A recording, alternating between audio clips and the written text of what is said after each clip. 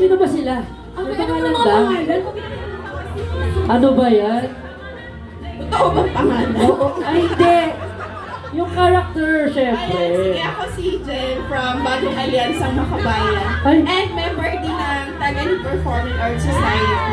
So, ang character ko ay albularyo manunugis ng mga aswang at masasamang elementos. So, gusto ko tugisin yung mga nang-aaswang ng kabalang bayan. Ay, galing yun. Oo, Galing ganun. ang kampanya. Na para Eh, mag... pwede ba mag-message? Na para Ay, mag... ano lang, sa November 30, kita-kits po tayo kasi Bonifacio Day, pero sisingilin natin si Marcos Duterte. At pag sinabi po natin lahat ng sangkot dapat managot, papangalanan po natin sila. Tama!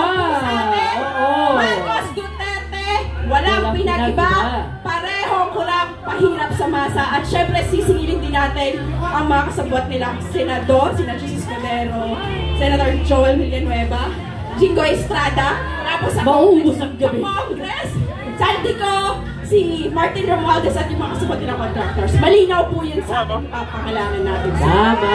Ayun! Ako naman po si KR mula sa Panaghiusap, masugid na taga-suporta ng concerned artist of the Philippines. Sige, ang dami na niyang sinabing detalye, magkita-kita po tayo doon. Ngayon po, bago po matapos yung gabi, pwede ba mag-chant tayo? Pwede ba yon? Pwede! Pwede ba? Okay. Isigaw ng sabay-sabay ang ating panawagan! Kulong na yan!